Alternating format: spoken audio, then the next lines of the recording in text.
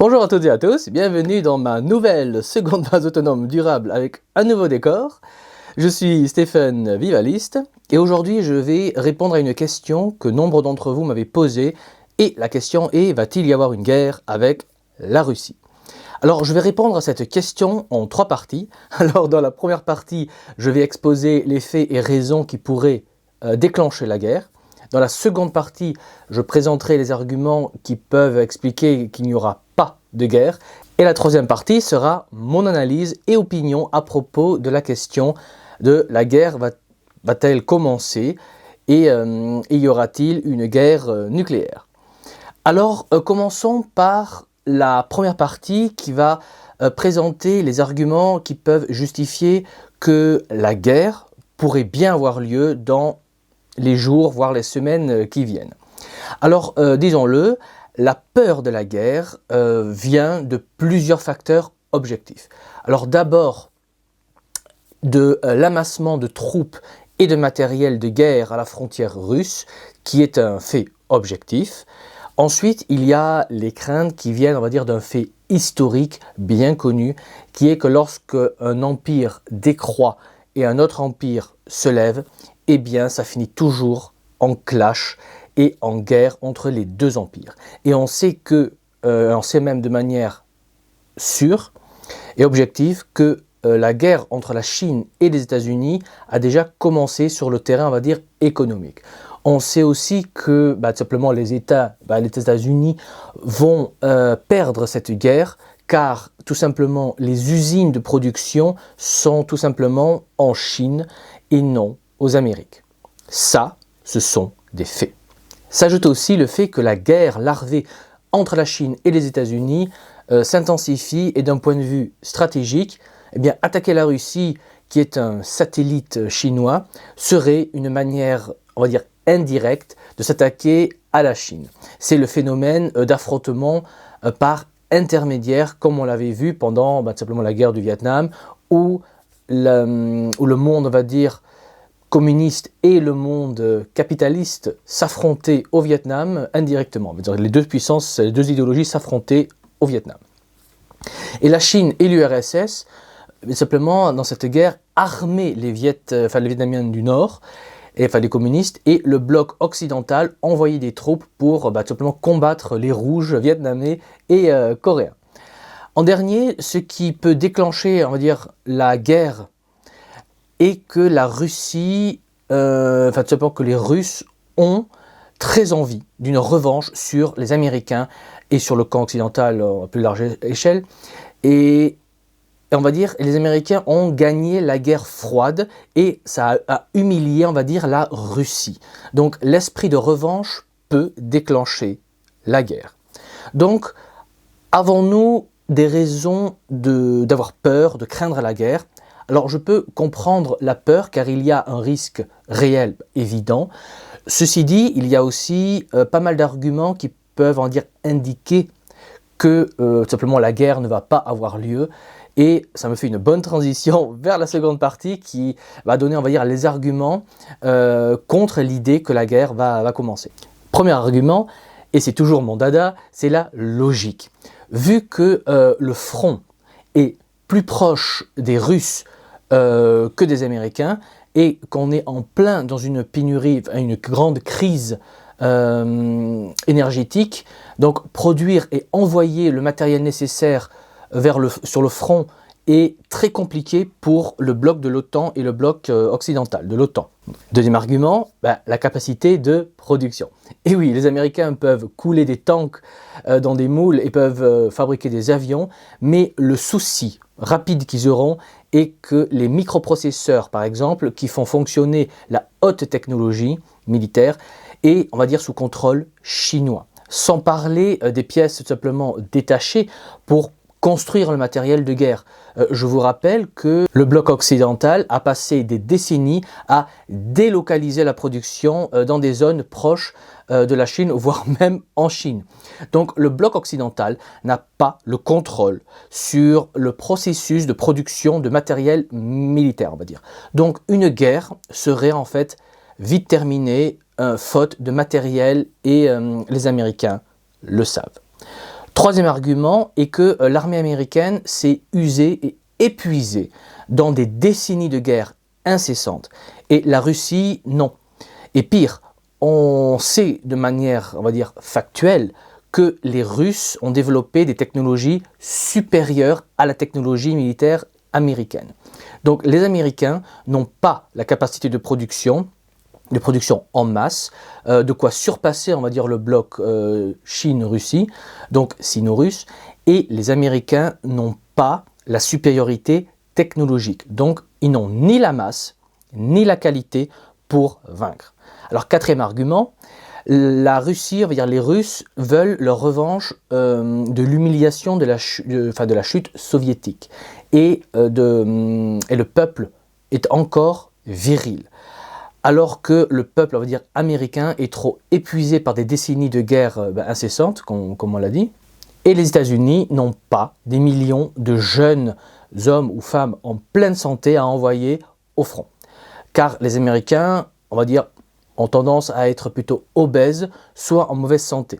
Donc les Américains n'ont pas de quoi recruter en masse, alors que la Russie en a les moyens. La Chine aussi.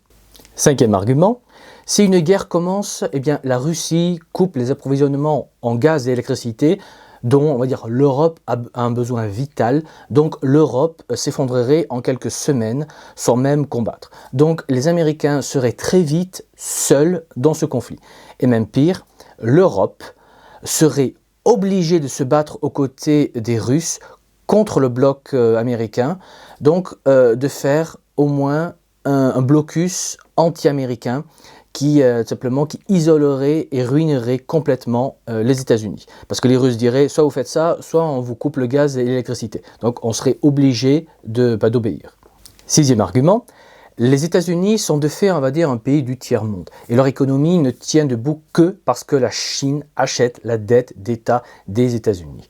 Donc si la Chine décide d'arrêter d'acheter la dette américaine, eh bien le bloc américain s'effondre et n'aura pas les moyens de financer une guerre. Septième argument, les États-Unis sont de fait un pays au bord de la guerre civile, comme on le sait tous, et on sait que le peuple américain déteste voir leurs soldats mourir. Ainsi, le peuple américain pète complètement un câble quand une guerre coûte la vie à plus de quelques soldats américains.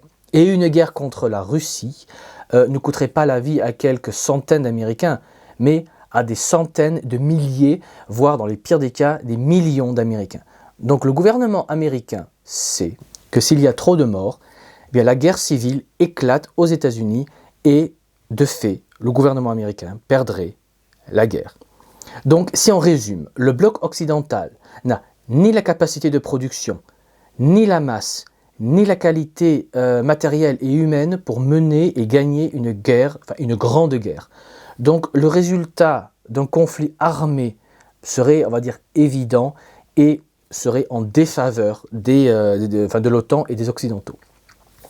Donc qu'est-ce que j'en conclus?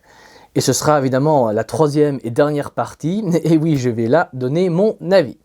Eh bien moi, je ne crois pas à la guerre car il est trop évident que le bloc capitaliste serait balayé très rapidement. Donc je crois que les États-Unis font les durs en façade, en apparence, pour la communication. Et on sait que les Américains font souvent la technique du bluff, comme on dit. Et comme le dit l'adage, chien qui aboie ne mord pas.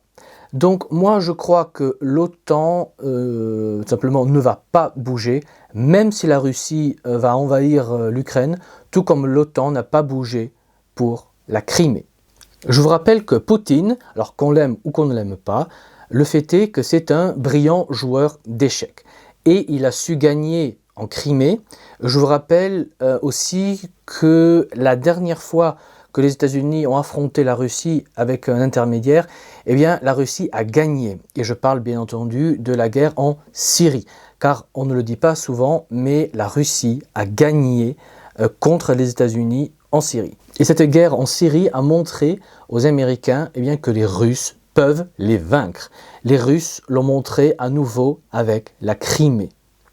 Donc je pense que les États-Unis montrent les muscles pour, on va dire, la gloire, enfin la galerie, on va dire, mais qu'ils vont reculer comme des merdes, car tout le monde sait, et le sait très bien, qu'on n'est pas du tout en mesure de vaincre l'empire chinois et russe. Ensuite vient le risque nucléaire.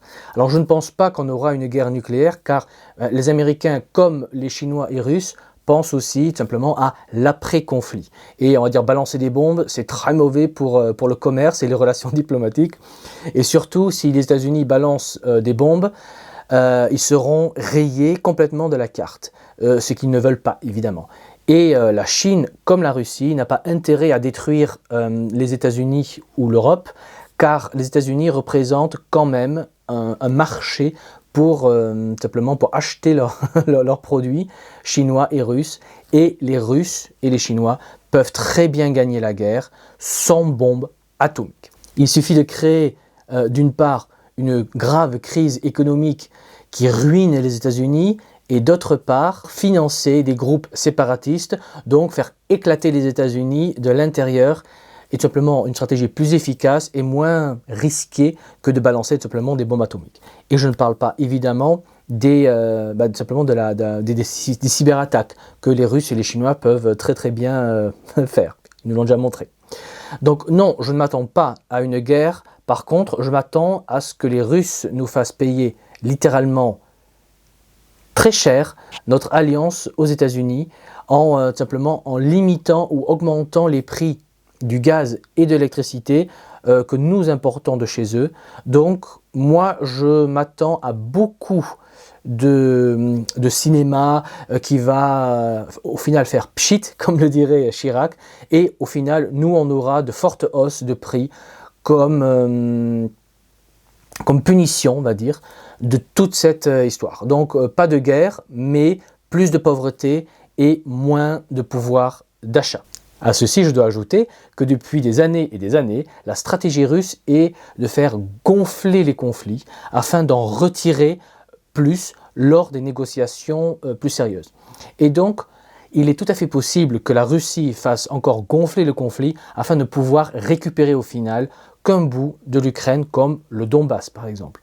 Et dans ce cas, pour éviter, on va dire, la Troisième Guerre mondiale, eh bien, les membres de l'OTAN seront peut-être prêts à lâcher le Donbass, qui est de toute manière très russophone et très russophile, et ainsi l'OTAN aura évité à l'Ukraine d'être complètement envahie et détruite, et de l'autre côté, Poutine pourra dire à son peuple qu'il a simplement annexé le Donbass, ce qui sera pour lui évidemment une immense victoire.